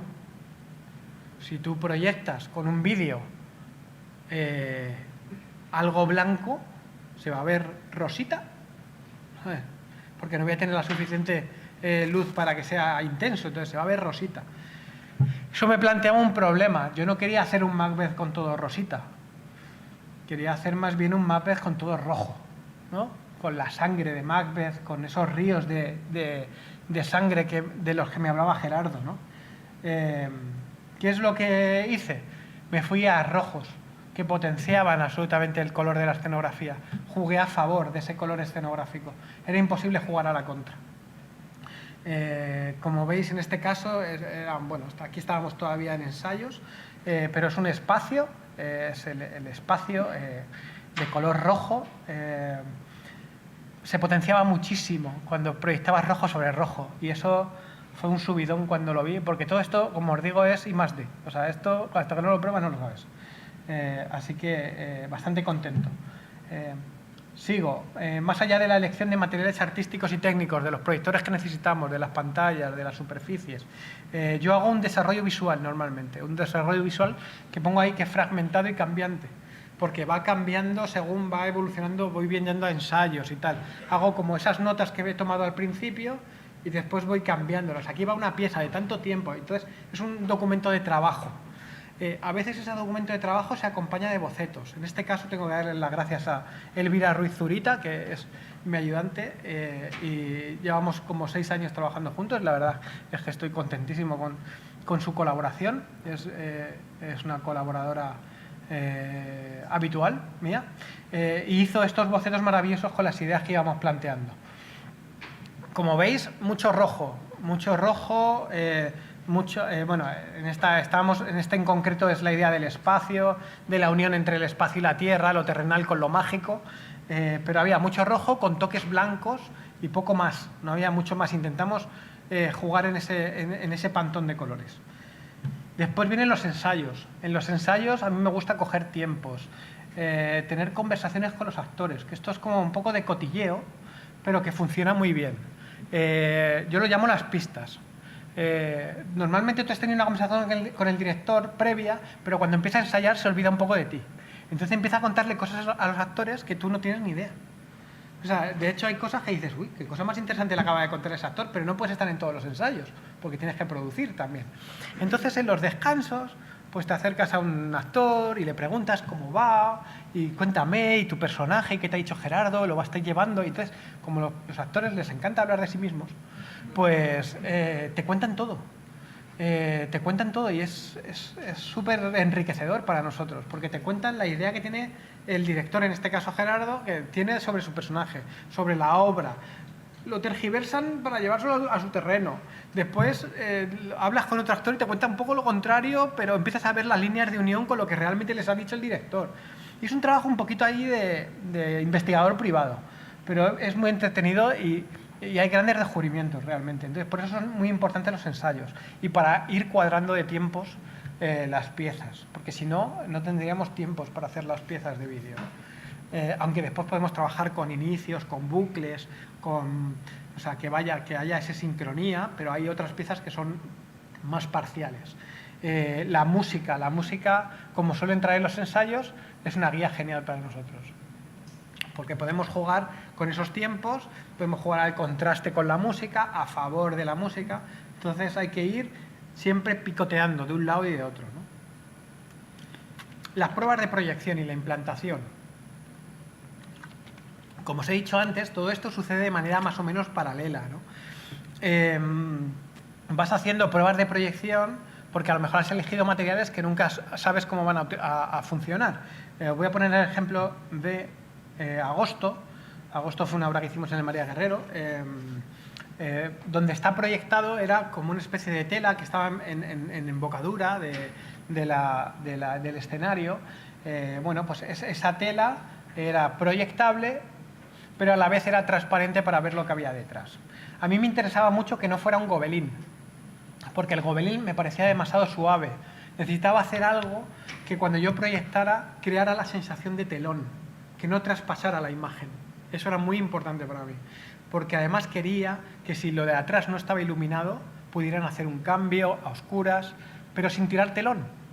Que me valiera, que fuera a la vez un telón y una gasa, ¿no? Entonces, Silvia de Marta, que estaba de ayudante de escenografía en esta obra, bueno, trabajamos muy juntos para traer muestras de telas que podían funcionar con ese cometido, que fueran transparentes, pero a la vez que fueran muy opacas en la proyección.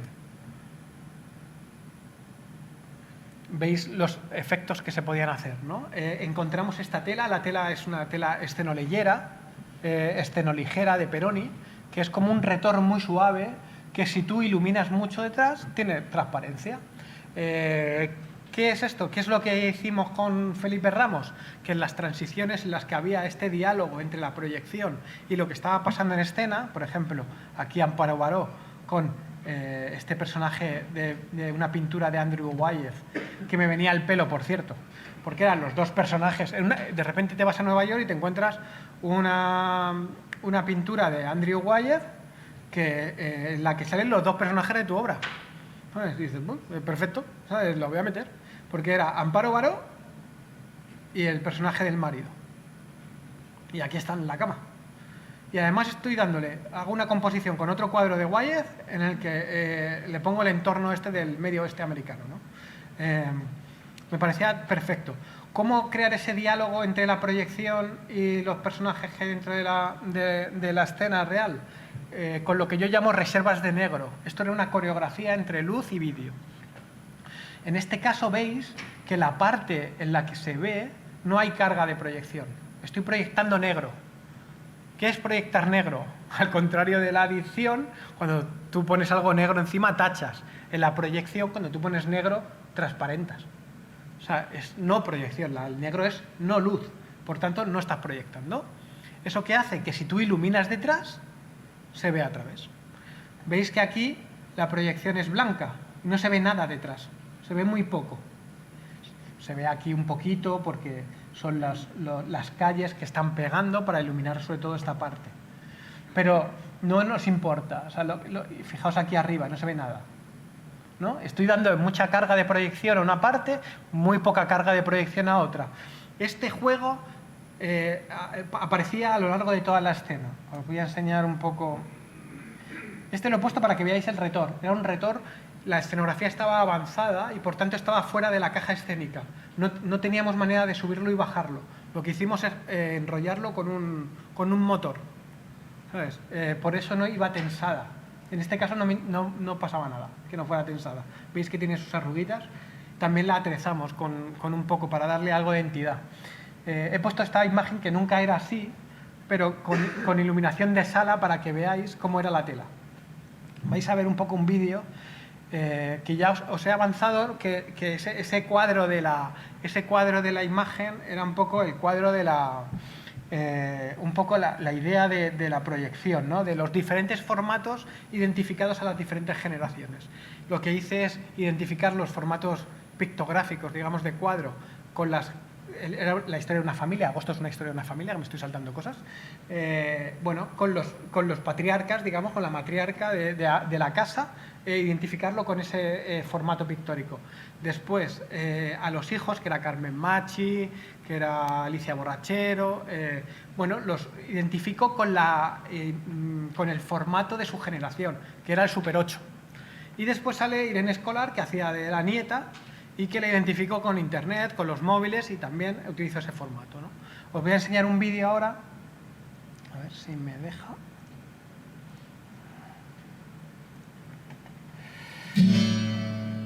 No se ve porque se abre en esta pantalla y no sé por qué, pero vale. Voy a ir parando para explicaros alguna cosita.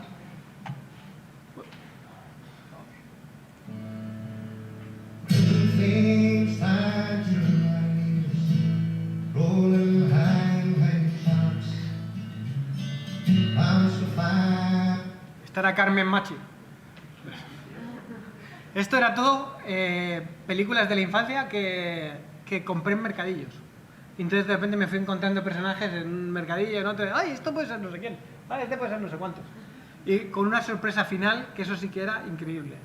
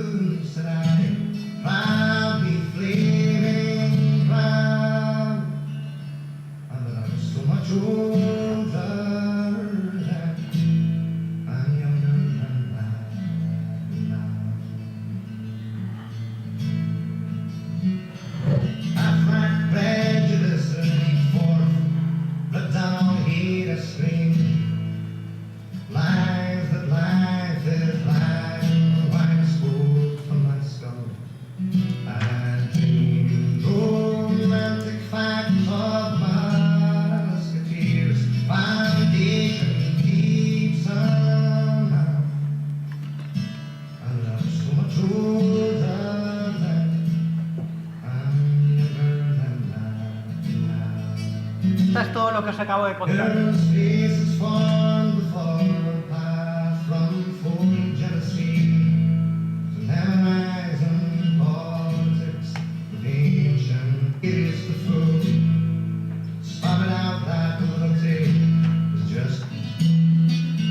Bueno, la sorpresa fue, por ejemplo, encontrarme en un vídeo de 8 milímetros con Amparo Baró.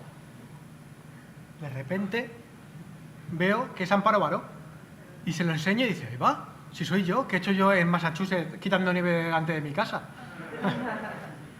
Estos descubrimientos de repente, ¿sabes?, infieren una calidad a la obra, ¿no?, que nos ayudan en la creación, ¿no? Esto se lo enseñé en medio de los ensayos y la verdad es que fue la leche, ¿no?, cuando vimos esto. Bueno, ya hemos hablado un poco de la elección de materiales, de la implantación. En el curioso incidente del perro a medianoche, que ayer os enseñó Silvia de Marta, pues lo que hicimos es hacer una propuesta con los LED inteligentes que manejábamos a partir del vídeo. Entonces, esa mezcla entre los LEDs y la proyección. Podías hacer constelaciones, podíamos trabajar en esa combinación de muchas maneras. En este caso, era la historia de un niño autista y, por tanto, queríamos dar esa sensación de que él veía la realidad de otra manera, ¿no? La proyección era como él transformaba la realidad a través de su mirada, ¿no?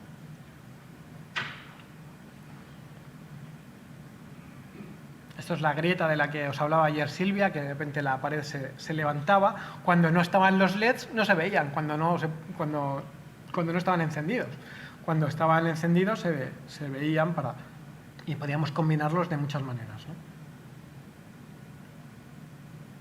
Bueno. Voy a pasar cosas, que he traído un montón de cosas y claro, no me da tiempo a todo. En concreto en Macbeth, que ya os he enseñado la escenografía, pues lo que me hice para la implantación son unas cartas de ajuste en las que más o menos me dividía las diferentes partes que quería proyectar para tener una guía antes de la deformación en sala, para tener una guía de en qué parte iba a proyectar cada cosa, ¿no? Entonces, por ejemplo, esta parte era la parte fija, esta parte era la parte móvil y esta es una parte residual final, ¿no?, de la proyección. ¿Veis aquí? Esta era la parte fija, la parte móvil y después aquí abajo ya la residual. Esto, ¿Con cuántos proyectores? con dos. Sí. Uno para el techo y otro para el suelo. Lo vamos a ver ahora. Bueno, en las fases del trabajo estaría también la producción de piezas. Vamos a pasar un poco porque, por ejemplo, esta era del Idiota, de otra producción que se llamaba El Idiota, y trabajé a través del retoque con la asimilación de personajes reales con cuadros, ¿no? Con unos cuadros de Freud, que son muy guays, cómo transformábamos a los personajes en esos cuadros. Entonces, hay que hacer eres un poco hombre orquesta, ¿no? Vas haciendo fotos, grabas, haces un poco de todo. Postproduces, retocas en Photoshop, haces un montón de cosas, ¿no? Esto en el caso del Idiota, por ejemplo, esta era la propuesta. Se proyectaba sobre gobelines, veis que el personaje de atrás está detrás del gobelín y la proyección está delante, y otro personaje delante. Entonces, creas como diferentes capas de visión. En el Macbeth grabamos bastante. Había una idea de un personaje que era un niño que estaba ya en el texto y ese niño no es un actor. Entonces tuvimos que contratar a un niño, hicimos un casting, decidimos que fuera Alan y grabamos varias cosas con él, que en el fondo era un poco... el niño era un poco la visión... de Macbeth, de cómo Macbeth era... Gracias.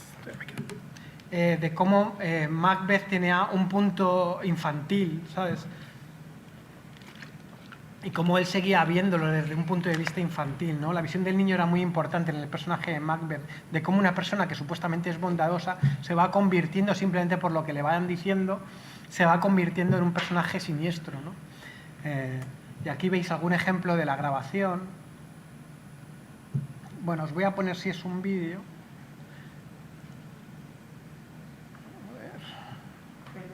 Sí. ¿De Sí. dónde surge el discurso del vídeo proyectado?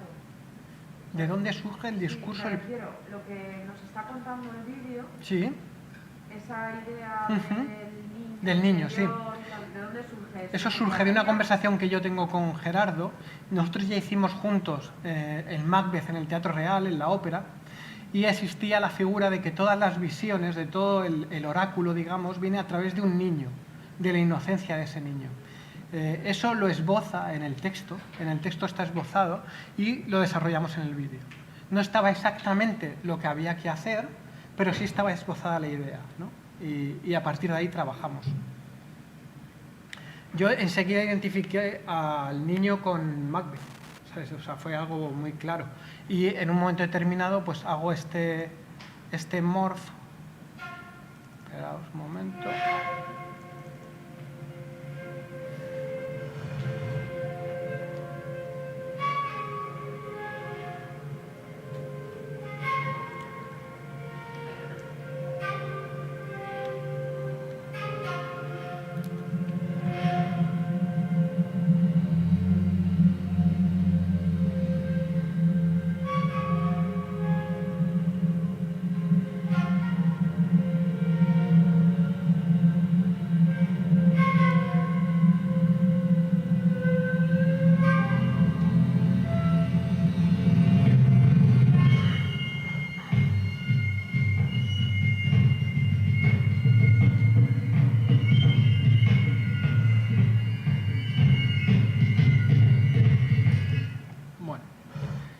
Tenemos esa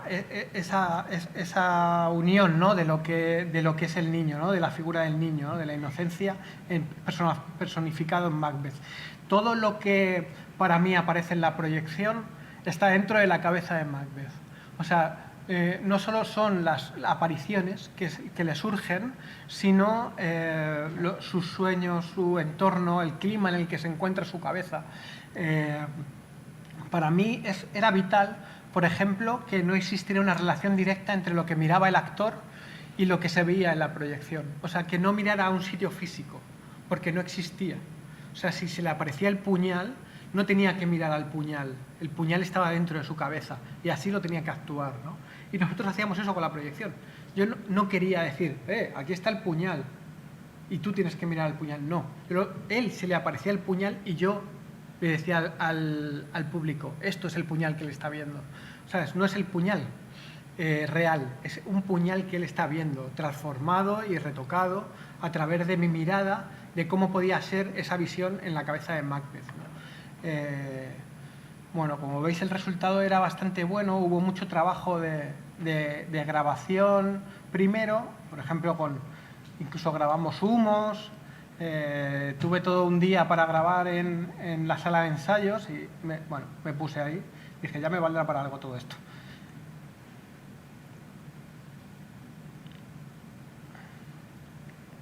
Como veis, hay un trabajo muy mano a mano con el iluminador, porque cuando tú proyectas sobre suelo es muy complicado que siempre la luz gana, ¿no? O sea, la contaminación visual lumínica siempre gana. En el caso del Macbeth se utilizaron muchas calles para no perjudicar precisamente a la imagen que estaba en el suelo. Ya no tanto por perjudicar la imagen, sino que realmente queríamos que fuera un entorno en el que ellos estuvieran como suspendidos, ¿no? Todo el espacio tiene ese punto onírico en el que ellos están suspendidos en un espacio que no se sabe muy bien qué es. Bueno, y al final, en la puesta en escena, ya en el teatro, el montaje, la programación de QLab. Normalmente estamos trabajando con QLab en los teatros actualmente. Hay muchos softwares de lanzamiento, incluso hay algunos mejores, pero también por calidad-precio, la verdad es que el QLab nos da bastante rendimiento. El QLab nos permite, por ejemplo, deformar la imagen, aplicar una deformación, en este caso era Pedro Páramo, que era un medio cilindro. Bueno, se pueden hacer muchísimas cosas. En este caso, ahí veis lo que hablábamos antes de los dos proyectores. Puse un proyector arriba del todo, lo más arriba que pude en la sala, que proyectaba en el suelo, y un proyector lo más abajo que pude, que estaba justo a la entrada de donde entra el público en el patio butacas, ¿sabes? En el primer anfiteatro, hacia arriba, proyectando. Entonces tenemos estas dos superficies, una superficie aquí con el proyector de abajo y otra superficie aquí con el proyector de arriba. Para que veáis lo complicado que suele resultar estos procesos, 965 queues salieron de música y vídeo. Para que veáis que al final dice, oh, sí, había unos vídeos. Pues lleva mucho trabajo. 965 queues. Y bueno, lo que os decía antes, ya para terminar un poco, que el trabajo es un trabajo en equipo. Hay un trabajo, por ejemplo, en este caso de luces muy importante con las calles. Había un momento determinado que es en una de las apariciones de la bruja, nosotros quisimos quitarle ese rollo de bruja y la llamamos, y la llamamos Mujer Oscura. Entonces, claro, en principio la propuesta era esta, veis que no pega ni con cola. O sea, de repente estás haciendo un entorno ahí espacial súper integrado y no sé qué, y tenemos un foco aquí que se lleva la proyección de una gran parte del suelo, ¿no? ¿Cómo mejorar esto? Pues le dimos vueltas, vamos a proyectar solo, vamos a iluminarle solo con la proyección. Entonces intenté iluminarle solo con la proyección. La Mujer Oscura nos venía muy bien porque formaba parte de esa amalgama espacial, como veis, pero Alfredo Sanzón necesitaba un punto más para Carlos Hipólito, que se le viera, es una escena bastante larga, bastante importante, y necesitáramos que se le viera muy bien la cara. Total, al final pusimos un foco muy cerradito ahí, era bastante difícil, yo no sé ni cómo lo hacían, en ese escenario tan grande, solo proyectado, que localizara el sitio donde se tenía que tumbar y que le diera el foco, porque no era un cañón, sino que solo era un foco que estaba fijo en un sitio, y así lo solucionamos. Como veis, de repente era un gran todo, ¿no? Y ahí surgían las diferentes apariciones, los diferentes oráculos que les decía la bruja y que estaban personificados en el niño. Bueno, aquí ya algunas fotos del montaje. Iluminar con luz, por ejemplo, para que de repente un personaje que moría, pues lo iluminamos con la proyección.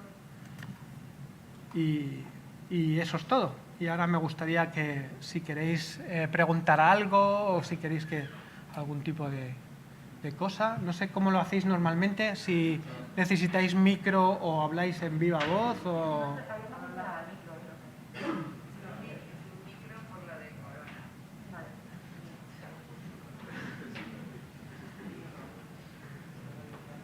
¿Alguien nos va a dar un micro o lo decimos a...? ¿No? Vale, pues yo qué sé, empezamos por allí mismo, no sé.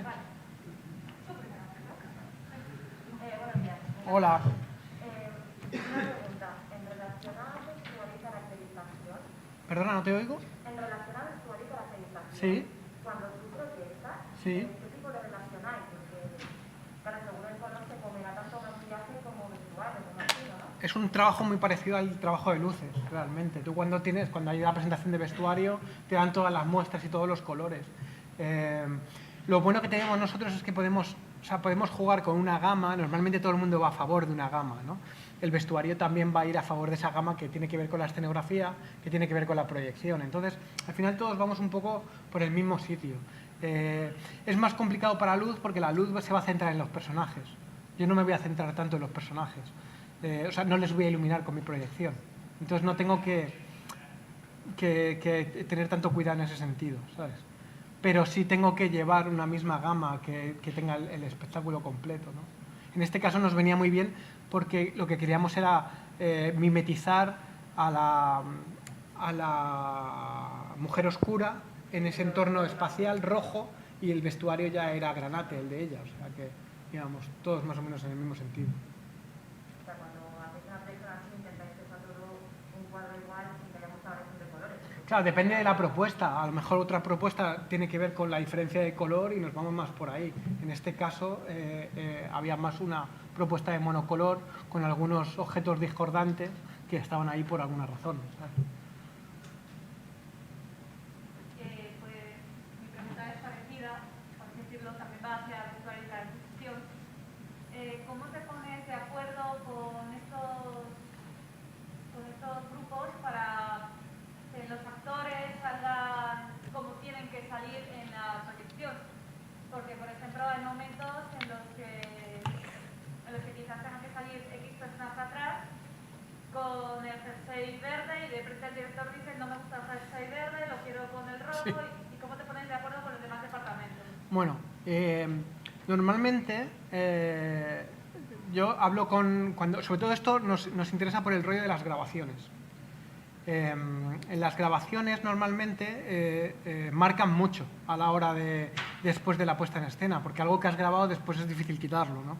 Entonces intento que el director lo tenga bastante fijo, las cosas o sea, que no grabar nada que no haya dado su ok ya el director, por ejemplo, ¿no? Y por otro lado, tengo una conversación bastante grande, sobre todo con caracterización. En este caso era Sara, que es muy crack, y entonces tenemos una conversación de lo que yo le digo lo que quiero grabar, qué es lo que quiero hacer, y ella me dice si tiene que ver o no con la puesta en escena, con la propuesta de caracterización. Normalmente de vestuario me gusta mucho trabajar con cosas neutras para las grabaciones, que no me comprometan a la hora de grabar, ¿sabes? Como también suelen ser cosas que no son concretas, que no forman parte de una escena concreta, pues me da un poco igual. Entonces suelo trabajar como con prendas neutras que tengan el personaje, pero que no sean muy protagonistas. Pero ¿cómo de antes te pones de acuerdo con estos departamentos para...? En la preproducción, sí, depende un poco. O sea, si vamos a hacer una grabación, pues yo voy avisando. Oye, vamos a grabar para tal día. Por ejemplo, hay muchos problemas con vestuario para grabar porque todo se comprime. Va a llegar más tarde el vestuario, ¿sabes? Y yo digo, no, pero que llegue lo antes posible de estos personajes porque los tengo que grabar. Por ejemplo, eso, ¿no? Pero tiene que haber una comunicación total todo el rato, ¿no?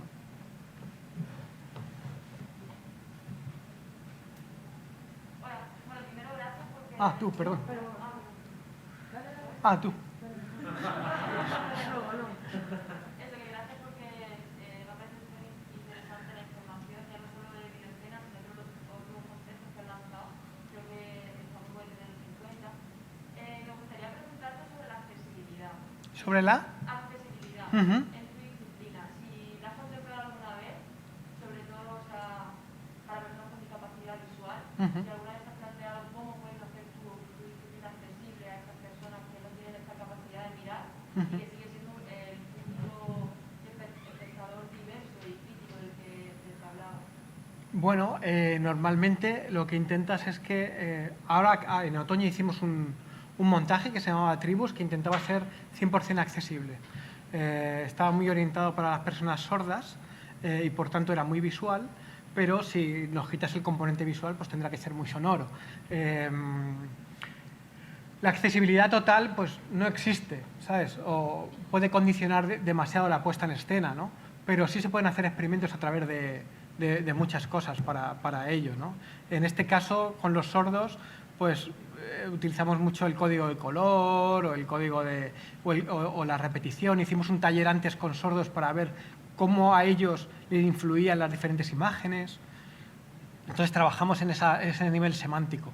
En el nivel de un ciego, bueno, tengo la experiencia de un crítico que le encanta mi trabajo y que es ciego. A lo mejor habría que preguntarle a él, que se llama José María Vila, trabaja en diariocrítico.com y le encanta mi trabajo. La verdad que casi es una pregunta para él en ese sentido. Yo te quería preguntar si has trabajado con hologramas, porque por ejemplo en la propuesta de Unamuno, al principio pensaba, digo, ¿lo habrá resuelto de esta manera? ¿Lo has probado alguna vez? Sí, en este caso nos pareció más fácil utilizar el espejo que utilizar el efecto holográfico en sí. Nos parecía más fácil y también más interesante por la capacidad de reflejo que tiene el propio espejo, ¿no? Ya duplicando la imagen del actor. Por eso utilizamos el espejo. El holograma en sí, pues sí, hay muchas técnicas para hacerlo también, con folias que se llaman, o son unos telones transparentes que se ponen en 45 grados y se proyecta desde abajo.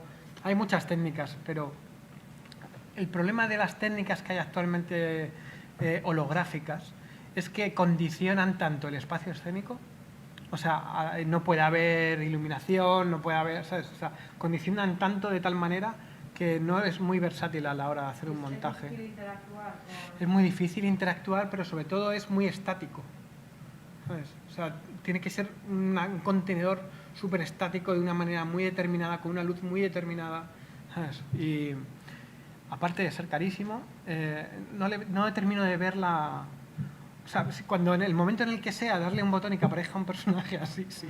Pero lo que hay que montar ahora mismo para hacer un holograma, como que cuando las cosas, la técnica puede demasiado al discurso, ya me empieza a dar pereza, ¿sabes? Sí. Cuando la gente te habla de, oh, es que hay una cosa, ya, pero ¿cuenta algo o no cuenta nada? ¿Sabes? Entonces, bueno, se trabaja mucho en el tema espectáculos, cuando algo tiene que ser espectacular, ¿no? Pero, nada más. Cuando usas imágenes conocidas, como la del cuadro que usas en agosto, ¿genera derechos de autor? Sí. Sí, genera derecho de autor. Pero tienes que tener en cuenta eso cuando Sí. alguien te pide una videoproyección y quieres poner todo cuadro conocido, tienes que tener en cuenta los derechos de autor. Eso es. Sí, sí, todas las imágenes que son ya generadas, que están hechas, generan derecho de autor. Y después otra cosa es que las pagues. También está el discurso de la transformación, ¿no? En el mundo pop, la transformación, simplemente con que transformes algo libremente ya se convierte en otra creación. Bueno, siempre digo que eso, que producción se encargue, ¿sabes? Por eso te preguntaba. El marrón para producción siempre. Para decirte, oye, que no pongas imágenes conocidas, que uses tu creatividad. Claro, por ejemplo, hubo un montaje, Madre Coraje, en el que me interesaba mucho poner unas imágenes cinematográficas, pero como de los años 30 o 20, ¿sabes? Muy antiguas, que daban un carácter muy antiguo y que eran muy difíciles de recrear también, porque había que montar una superproducción para hacerlas, eran unas imágenes de guerra y tal. Y pedimos los derechos. Todo el mundo me dijo que no iba a poder ser, después los derechos fueron asequibles y se puso. O sea que eso al final es una cuestión de dinero.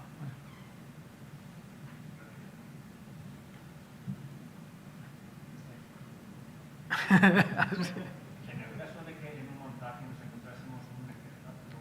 Tienes que subir la voz porque no te oigo. En un montaje nos encontrásemos un vestuario que ha sido realizado con luces LED, Sí. el vestuario en sí. El mantenimiento de ese vestuario, ¿a qué departamento? Porque yo te hago un ojal, pero yo no sé cambiar una luz LED. No tengo ni idea. Ni idea. No. Supongo que el que sepa lo hará.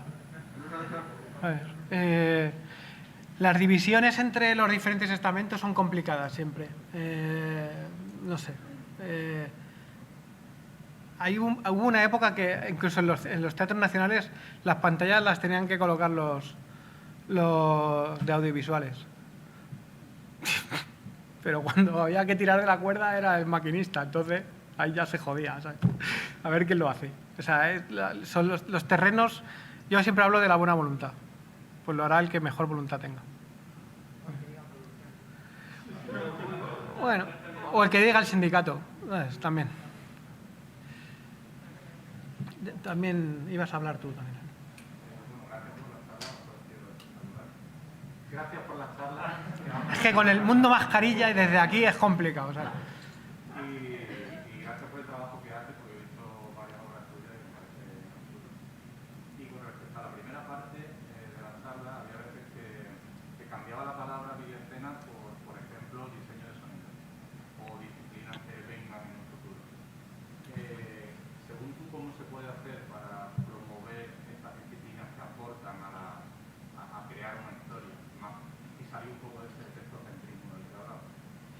Bueno, pues con charlas como esta, ¿sabes?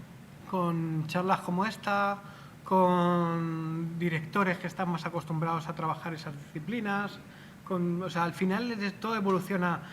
Es difícil manipular ese destino, ¿no? O sea, poco a poco la gente va teniendo...